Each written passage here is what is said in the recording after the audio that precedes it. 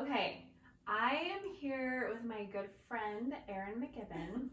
And Erin McGibbon and I became good friends because when I was first called as a primary music leader lots of years ago, there were some songs that I just really wanted to do sign language for. And I know that a lot of choristers, what they do is they just look up words in like a dictionary, or just on like online you can look up a word. And you can do that. I tried to do that. I tried to even look up full videos of people doing it. The videos by the church just were so over my head. I said, Erin, I can't even understand what's happening here. I need you to help me. And then sometimes I would try to save her time and say, look what I came up with. And she would just say, let me help you with that. Always nice. Always nice. So I just thought, wouldn't it be amazing if everybody had access to an Erin? So this is what we're doing. This is the point of these videos, is just to give you access to somebody who not only has a great understanding of American Sign Language, but also understands the importance of simplifying it for primary children. And there's a couple other things that Erin does that I really love when it comes to signing primary songs, is that, you know, for any given word, there's multiple ways to sign it, and she picks the ones that actually look like the word. They're more intuitive, so the kids can remember them. Sometimes there's meaning behind them. And one thing we've always talked about is, I think the reason people love sign songs so much, which, little side note, deaf people do not love sign songs. They don't. These are for hearing people, for sure. But the reason hearing people love them is because the music, they hear it with their ears, but then they can also see it. And so I think that makes a huge difference to be able, it uses two senses instead of just one. So it becomes more personal, I think, and more visual. It's more visual for sure. Absolutely. Another thing, talking about the signs, for me is super important, is that my signs would be able to make sense perfectly clear if a deaf person was watching, which they're probably not. But the meaning is important to me. The point is not to sign word for word, definitely not. It's, I was telling you, it's a translation of meaning and not of words. Right. So if I sign something and you're like, that is not the sign, you're right. It's not the sign. But it's the meaning, and the meaning of the whole message. So, and another thing that was super important to me is that it's pretty. And if it's going to be a sign song, it's got to be pretty for me. So if it's an ugly sign, I'm not going to use it, and meaning just not fitting the feel or the flow of it. I never knew about ugly signs. Like, I just thought, well, this is the sign for Easter. Yeah. That it is what it is. And Erin said, well, no, let's make it. Can't do it. Why don't we make it more meaningful about the sun rising and that? And I just thought, oh, wow. And there are lots of options and meaning, different, maybe slightly different meanings, but just there are options with the sign language too. So another thing that I love is that in sign language, rhyming is similar hand shapes.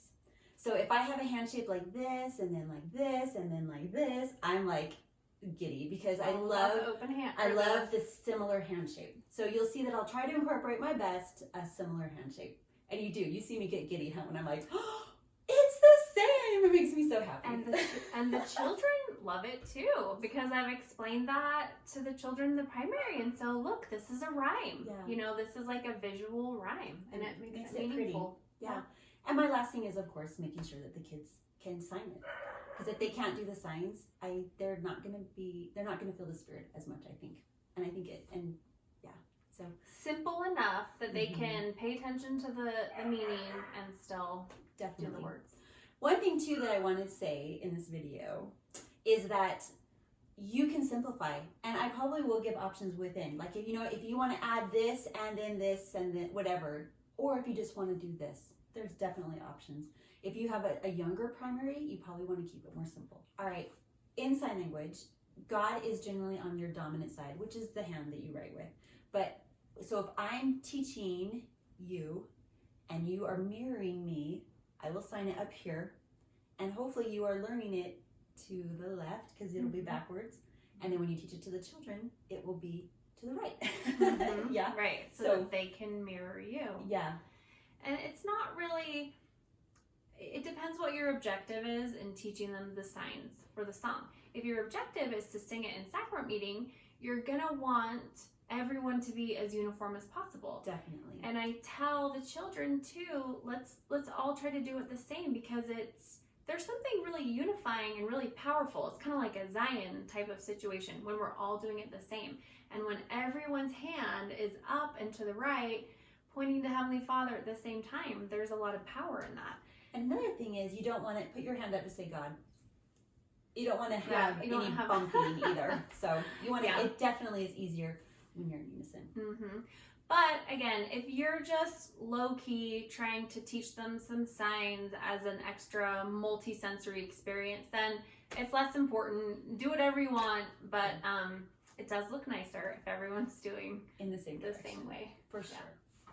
All right, and then one other thing I just wanted to make sure that we mention here is that in all my years of doing music in primary, it's really hard to find a place where you can go to find access to signs that fit the primary songs and the way that you want, that are simple enough. It's not easy. And so I was so grateful to find somebody who knew enough to be able to cater the signs to exactly what I needed. So I just want you to know a little bit about Erin and what her background is with sign language.